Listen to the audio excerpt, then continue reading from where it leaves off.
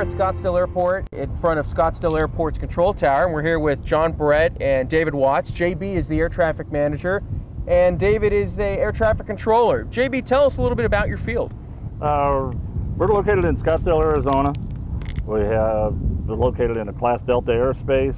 We own 4.5 miles around the airport, up to and including 3,900 feet. We are at the present time the second busiest single runway operation in the United States.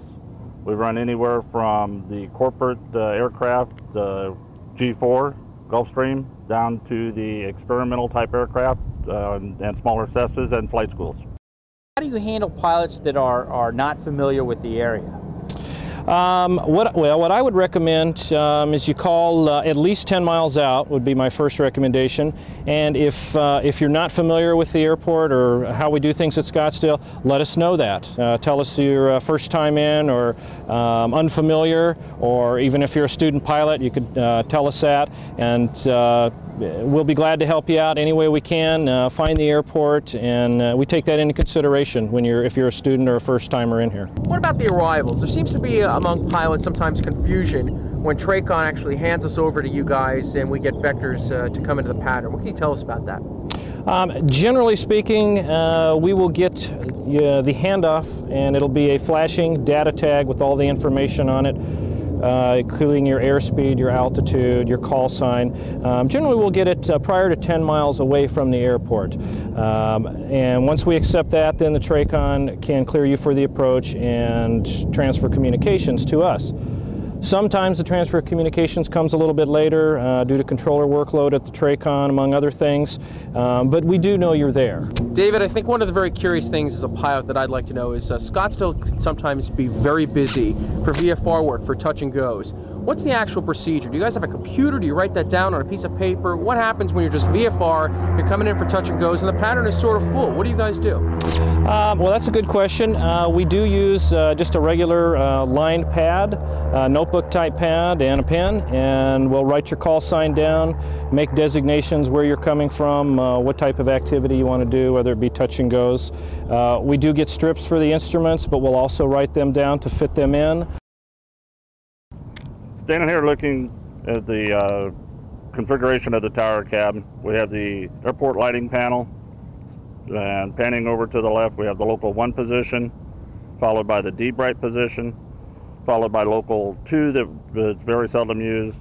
Next to that is the flight data clearance delivery position. Then we move over to the ground control position. And how long is the runway here? Runway is 8,260 feet. And what kind of approaches do you have? David? Okay, we have, as far as instrument approaches, we have 3 different ones, VOR Alpha, VOR Charlie, and an NDB approach. And I also use visual approaches, which most of the time in Phoenix, that's what we use with the weather so good. Well, we want to thank JB and David Watts for taking the time to talk to us. I don't know about you, Ken, but I certainly learned a lot. I'll tell you, the view from the tower cab is absolutely amazing. Looks like a fun job, guys. Thanks for having us. Well bet. Cessna 8 Alpha Alpha, maintain 4,000, contact Phoenix departure. 4,000, and thanks for the hospitality today. Have a nice weekend. Bye-bye. This week's $100 hamburger takes us to Anzio Landing, located at Falcon Field in Mesa, Arizona. The restaurant is located next to the approach end of runway 22 left. Lunch and dinner is served Monday through Saturday, with the restaurant closed on Sundays. At ground, Skyline 8 Alpha Alpha is clear of runway 22 left for Anzio Landing. Skyline 8 Alpha Alpha, Falcon ground, taxi to Anzio's Landing Restaurant. Taxi to Anzio Landing Restaurant for Skyline 8 Alpha Alpha. Thanks a lot.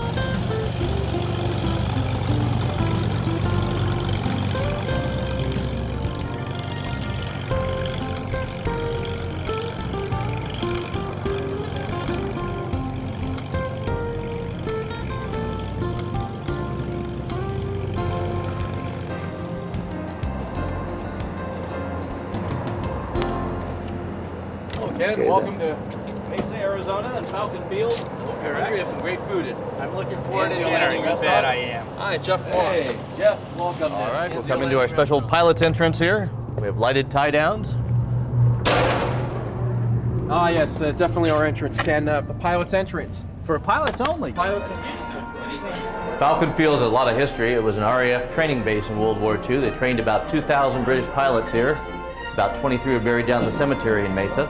Red Mountain hasn't changed all that much. This is the Flying Tiger Room. The Flying Tigers are a group of American volunteers that flew for the Chinese before World War II.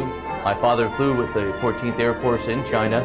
That's his bloodshed signed by Chiang Kai-shek and a picture signed by Chenault. The different aces of Eaton here have signed the pictures on the wall. Chuck Yeager, Tex Hill. That's my dad's picture and dress uniform. They didn't really wear dress uniforms in China, so it's in pretty good shape right now. These are December 7th, 1941 Honolulu front page. 6 known dead. We think they're Japanese. A little different in those days. Rex, tell us about some of the great memorabilia that you've got here at Anzio Landing. Well, we're sitting under a P-51. It hasn't fallen all week. That's always a good sign. And that's one of the original World War I propellers off the original bi-wing bombers built in 1917 in McCook Field. Later became Wright-Patterson. They launched a space shuttle out of it.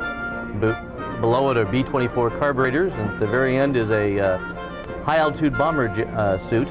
One of the men bought that for ice fishing in Minnesota after World War II. When he moved to Arizona, he figured he didn't need it. We got it from him. Rex, how did Anzio Landing get its name? Well, Anzio Landing was the invasion of Italy in World War II.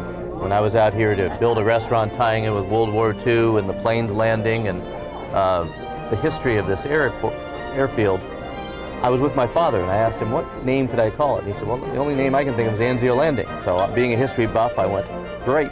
It's got a beautiful seaside resort about 22 miles south of Rome, where all the wealthy Romans went to get cooled off at the beach. One of the great things I enjoy about eating at Anzio Landing is not only the great food, but you also get a great view of the holding point of runway 22 left to Falcon Field, or maybe you're just in the mood for a nice romantic dinner. This is the flight deck. We do a lot of large parties here in groups. We have all the different fighter planes on the wall here, including a B-24 bomber, about 17-foot mural on the wall. Well, Rex, we really enjoy you taking the time to show us around Anzio Landing. It's clearly one of my favorite restaurants, and I really enjoy flying into Falcon Field and eating at Anzio Landing. And on behalf of Just Plain Nuts, we say thanks for having us. Really Jeff, appreciate it. thanks for coming. Ken? Thank you. And appreciate it, Rex. Fly in and see us anytime now. We will. Thanks. Thanks, Rex.